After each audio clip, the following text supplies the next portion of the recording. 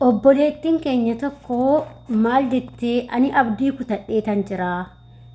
Dadhabbii koo waggaa 7 dhabee amma immoo abdii kutadheetan jira. Ani sarara achi hojjedheetanan nama ta'aafanii abdii kutadhee jira jette obboleettiin keenya tokko. Seenaa isheeti. Ashamaa akkam jirtu hordoftoota kabajamtoota koo nagaa keessanii ani nagaa kooti. Galata Waaqayyoo isinillee baga nagaa taatan baga jiraattan jecha. Egaa hordoftoota kiyya warri mana kanaaf haarawaa taatan immoo subscribe gochuudhaan maamila keenya ta'aa wartaa jirtan galatooma ulfaadha. Egaa hordoftoota kiyya seenaan obboleettii keenya tokko akkas ture. Ani abdii kutadhee jira. Hojjedheellee ammaan boodatti waan tokko gochuu hin danda'u. Abdii kutadhee jira. Bakka biyya namaatti umrii koo fixee jira. Homa dadhabbii kiyya waggaa 7 dhabee jetti. Mana ijaarradhee tanani hiriyaan kiyya itti na jalaa fuudhee jette. Egaa hordoftoota kiyyaa baay'ee nama gaddisiisa. Ijoollee baay'eedha ijoolleen akkanatti. Waan akkana kana qabda ijoollee baay'eedha. Tokko lama miti. Baay'ee keessattuu jira. Haa ta'uti garuu namni ilmi namaa kun abdii kutachuun duubatti si hambisa obboleettii koo. Ishee yookiin akka kanaatti abdii kutattanii ijoolleen akka kanaatti abdii kutattan jechuudha. Abdiin kutatan yoomillee abdiin kutatin. Maaliif waan qormaanni yoo sitti dhufe waan sitti dhufu hunda abdii kutattee keessa hin taa'in. Abdiin kutatin. Hanga addunyaa haara jirtu abdiin kutatin obboleettii koo.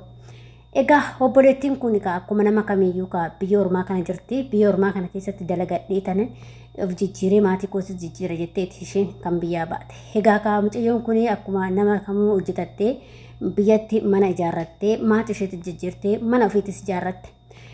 Mana kana kan ijaaree fi hiriyaa isheeti. Hiriyaan ishee kun immoo maatiin ishee waan beekuumati. Egaa isheen amanteetuma karaa onlaayiniitiin waa hundumatti argitee mucayyoon kun mana ijaareef. Gaafa mana ijaaree jedhu niitii biraatti fuudhe. Mana ijaaree ka'ee niitii biraatti fuudhee hiriyaan kun jechuudha. Gaafa isheen dangala jettu immoo mucayyoo kana ati maal gootaa galtaa ani fiitii biraa fuudhee jira jedheet addaatuma mucayyoo kaatti hime jechuudha. Mucayyoon kun maal taatere bakka abdii kutadhe ammaan booda gadaa taa'ee hojjedha. Ilma namaas amanuu dadhabee abdiis kutadhee jira kan jettu baay'ee tokko cinqatii keessa galtee aarii keessa galtee jechuudha. Egaa yaa obboloota koo nuti yeroo baay'ee ijoolleen shamarranii hin shawwadamna hin attaallalamna waan baay'eedhaan attaallalamna waan baay'eedhaan shawwadamna. Kuni ta'uu hin qabu.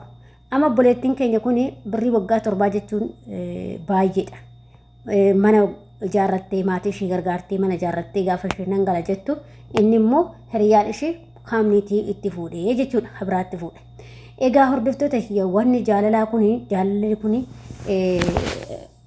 nama maraachaadhaan jaalalli jaamadha jedha sun dhugaadha. Maaliif ijoollee keenya kan yeroo baay'ee dogoggorsiisaa jiru gara onlaayinii kana jaalala kanatu gara onlaayiniitti isaan dogoggorsiisee ormii ofii biyya ormaatti fixanii osoo gammachuu tokko immoo osoo mana tokko ijaarratanii argin attaallalamanii waan garaagaraatiin attaallalamanii biyya ormaa keessatti siqaayii argaa jiru jechuudha.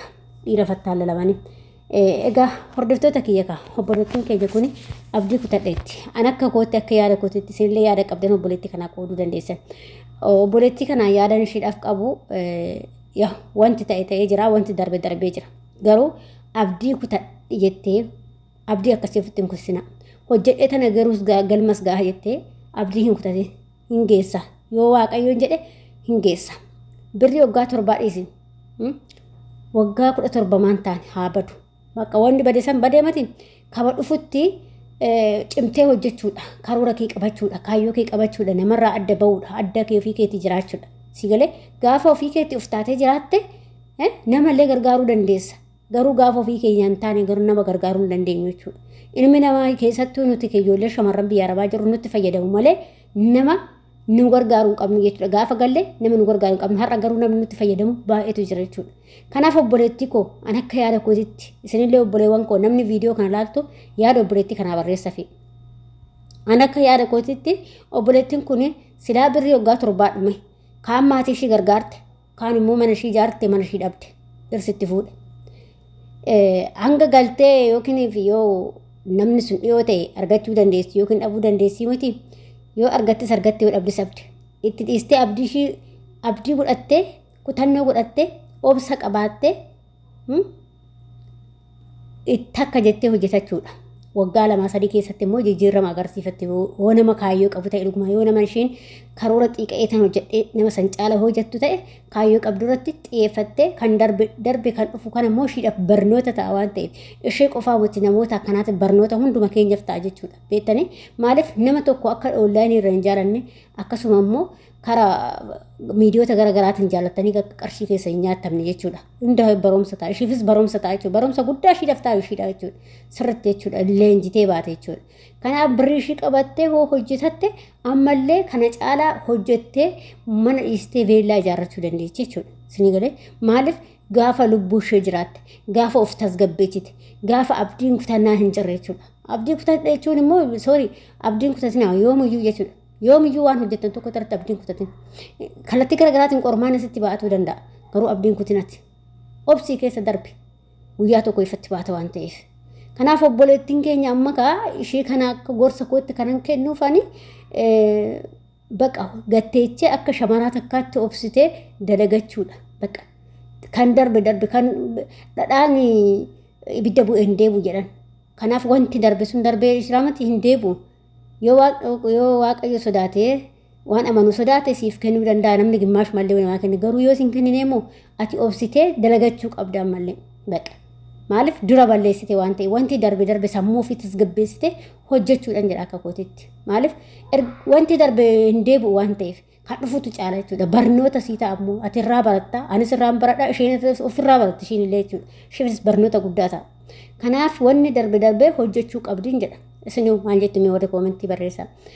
Akkasii dhugaa dubbachuudhaaf nuti ijoollee shamarranii nama fayyadna malee namarraa fayyadamnu dhugaa rabbi nama fayyadaa irra malee ofii keenya namarraa fayyadamne hin beeknu jechuudha. Hundumtuu dafquma keenya nyaachuu barbaada. Firri keenya, dhiinni keenya, obbolaan keenya, abbaan keenya, haati keenya, namoonni hin beekamne hundi ilmi namaatu dafquma shamara biyya araa kana nyaachuuf ija halkanii guyyaa babaasa. Dhugaa rabbi adaraa waan isin gorsu keessa amsi akka shamara takkaatti kan isin aamu obboleetti takkaatti jechuudha. Adaraa obboloota koo waan qabattan qabadhaa. Qabadhu obboleetti koo waan ofii keetii qabattu. Waan ofii keetii qabadhu. Lafa kee maqaa keetiin bitadhu. Waan bitatti lafa keetiin bitannaan maqaa keetiin malee bitatin anas hin jedhe.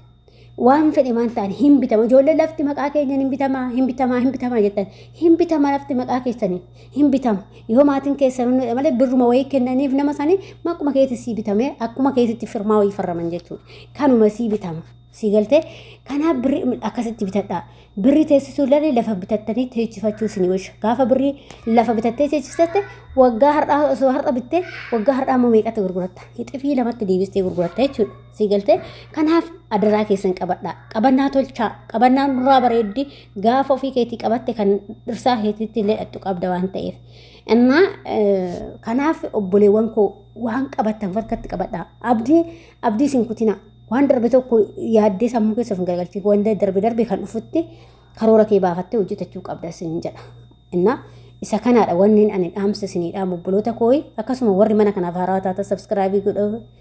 Maatii keenya ta'aa yaada qabaattan koomentii itti barreessuu hin dagatinaa. Isin jaalladha isin kabadaa bye bye.